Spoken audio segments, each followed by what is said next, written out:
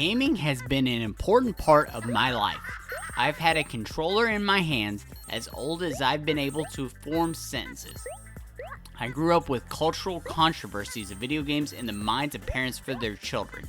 But today, everyone has a powerful computer in their pockets. The idea of all games being bad for kids has been proven to be false, but it's hard to know what games are good for families, whether playing alone or together. There are 3 priorities I had in mind when choosing a game. The first is the fun factor for both kids and their parents. I have watched some horrendous movies with my nieces and nephews that they said were really good. It was maybe one of the 5 worst movies I've ever seen, but they brought it up weeks after we watched it. To many kids, the bar for level of enjoyment is much lower than as an adult. I had no problem playing Mario's Time Machine when I was a young kid. The game is atrocious by today's standards, and me today could not find a good thing about it. It was the idea that I was playing a game alone that entertained me. The second thing is identifying what is best for kids. Each parent has a different definition of what exactly is family friendly for their kids. I'm not here to pick a side of the fence for these recommendations. I'm not a parent who sets the standards for their kids. All the games I say are ones that I say are good for family friendlies, but that's totally up to your discretion. The final part I wanted to address is ages. Younger kids do not enjoy what an older kid would like. Most younger kids may not be able to fully enjoy or understand the complexity that older kids could grasp onto. Older kids can have a game in front of them and get bored because of the simplicity. So what I'm doing is recommending 5 games for kids younger than 7 and 5 games for kids older than 7. I'm not saying the games are best for those ages exclusively, but if you have a 7-year-old, this is great. 10 game recommendations for them. Finding the right game for the right person is an adventure for both them and yourself. I go through the same adventure when I'm recommending games to my wife.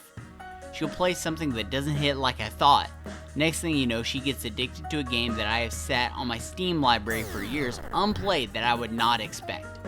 Some of the games I recommend may not land, but that is part of your journey when discovering someone's taste.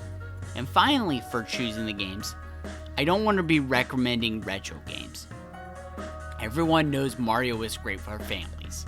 I don't need to be recommending games that came out 30 years ago or even 15 years. 15 years ago, the newest consoles people have in their homes were the Xbox 360, PlayStation 3, and Nintendo Wii. The games I've chosen tend to be on the newer side and indie. If you're interested by any of the games in the intro, they will be listed in the comments below. But on to the video. Donut County has a premise that kids would love. You play as Mira, who works at a donut shop in Donut County with her best friend, a raccoon named BK. BK finds an app to have drones deliver donuts across the county. But Mira discovers that the app doesn't have drones go to the area, but holes that swallow up anything they touch. The closest game that I compare Donut County to is Katamari Damacy, which is fitting because the idea for the game came from a tweet from a parody account that talked about the reverse Katamari Damacy. Except instead of building a ball to get bigger, you're making a hole get bigger from objects falling into BK's app. It's a lot less trippy than Katamari. Instances are short, and the hole swallowing up the things on the screen instead of having a sandbox to explore. And it teaches the idea of judging an object's size for fitting in the hole. It is one that I introduced to my wife in 2020 and still holds up years later.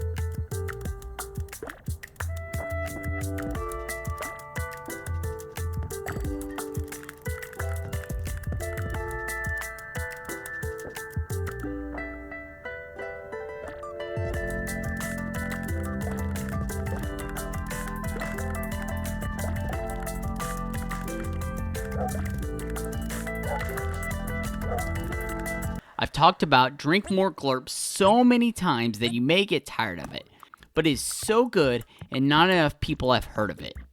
Imagine aliens competing in their version of the Olympics where they think sponsors are the most important aspect of the games. Sounds absurd, And it is. That is why it is so good for kids. When someone tries their hand at winning, whether their parent, a friend, or they themselves, they're busting out laughing along with the adults. Both what is happening on screen and the struggle the player displays when trying to get their athlete to perform how they want is hilarious. Plus, it can play 18 players locally, with each player taking their turn one at a time. It creates a great opportunity to play with their friends or their family.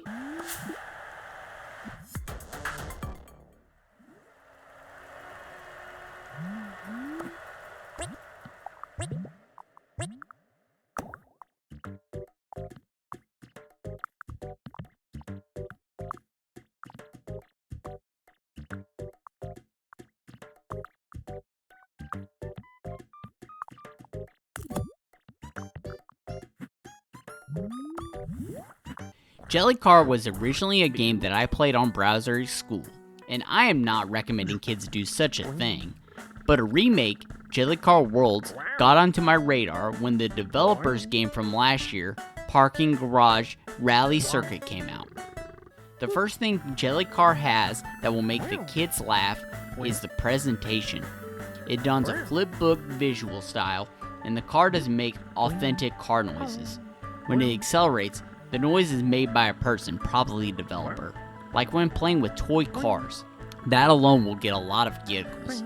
But add in the fact that you aren't racing against other players or the computer, but you instead are finishing levels like a platformer.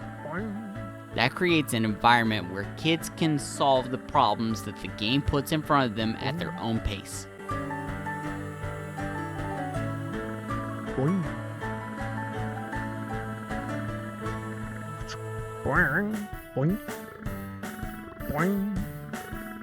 You?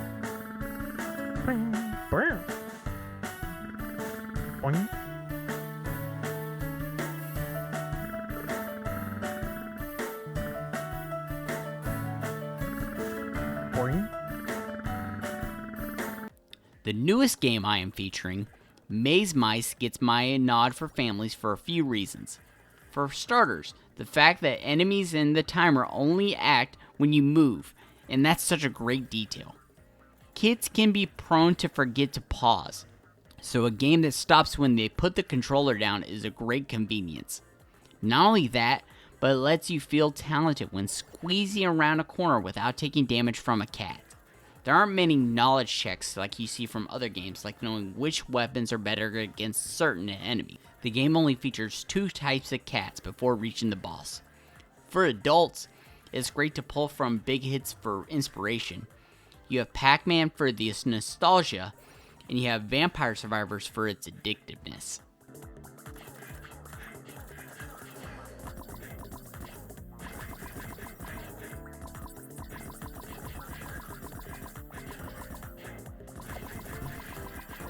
When suggesting games for kids, you want something simple when it comes to controls. What about a game that is entirely controlled with 2 buttons? No joysticks even. It mixes that up with those 2 buttons. Turn your butterfly left or right, raise or lower the ladder for your fire truck. It's great for both kids and adults. It works out because the main character of the game is a kid playing pachinko. Kids can easily move from game to game, almost distracted by the idea of having others. In Pureya, the game changes every 10 seconds, like you see from microgame collections like WarioWare. The game scales the difficulty that it presents based on how well the player performs. That a lot, the game gets easier. Collect a lot of marbles, and the speed ramps up.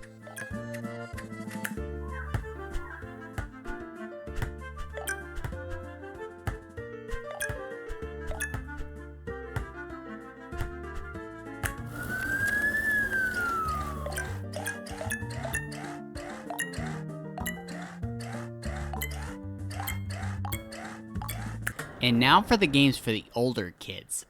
Dodgeball Academia has a lot going for kids. For starters, the look of the game makes you think it was a game of a kid's WB anime that ran after Pokemon or Static Shock. The idea of a school that is 100% focused on dodgeball sounds outlandish, but something kids can buy into since dodgeball is a game that they frequently play at school. The way combat works is easy, but really fun too. As you play dodgeball against rivals, you control auto in an active manner instead of a turn-based combat. The developer, Pocket Trap, is underrated, and Dodgeball Academia is a great one they put out. If Dodgeball Academia catches your eye, be sure to look up their game from this year, Pipistrello and the Cursed Yo-Yo.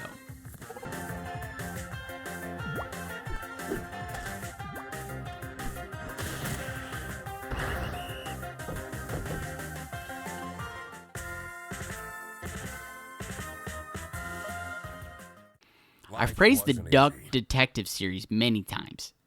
They are bite-sized adventures that are themed around instances that can be relatable for kids and adults.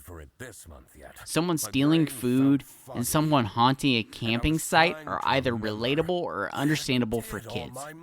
Why I recommend this for older than 7 is because deduction can be a difficult thing for younger minds. Not all, but some. Working through the problems that Eugene McQuacklin is trying to solve may be a little challenging for younger kids, but overall, Duck Detective games are a great time for kids and adults, especially if you are working together. I recommend starting with the Salami Bandit, and if they take to the first game, then trying the Ghost of Glamping. Well, if things keep going badly, I could always sell it online. No messages. This fresh smell. Oh, sweet, spongy loaf. Oh, you keep me safe at night. I took that photo of her in a secluded tulip field. We spoke for hours under the stars that night. And now, she doesn't even answer my texts. I talked about Haven Park in my Q2 gaming journal. I may repeat a bit of what I said there, but if you haven't seen it, Haven Park is great for kids for a few reasons. Everything you pick up gives you experience. It teaches them how to manage resources and digital decorating like you see in Animal Crossing. There is no combat to get in the way of camping. Along with that, it has quests that can be easily completed, so it feels good to be rewarded while finishing your normal task. Plus, you get invested in how the island looks and feels as a campsite for campers. Its narrative of overcoming the fears of doing the task your elders would be responsible for is a lesson that kids will have to learn in real life. But having that taught through a game is a nice change instead of being forced upon them at inopportune times.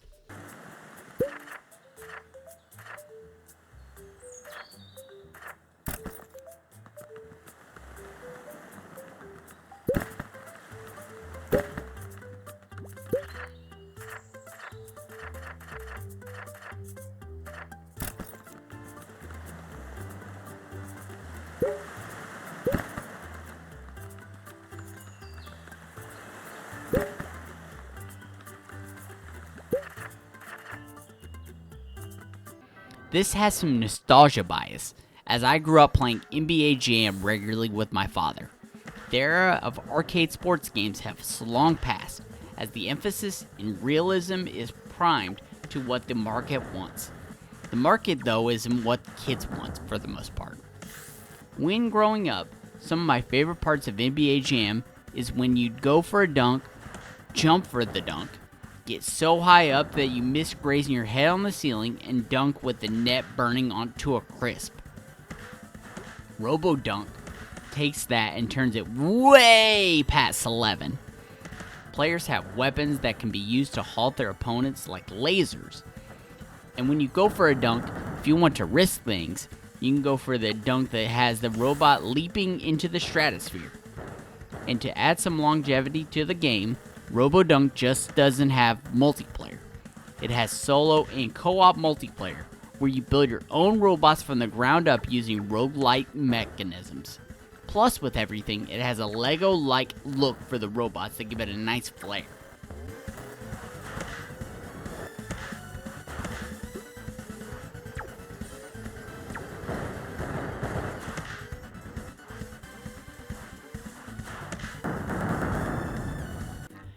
I grew up with Grand Theft Auto being the most talked about and controversial game of my childhood, and I'm not here to recommend it. There's no way.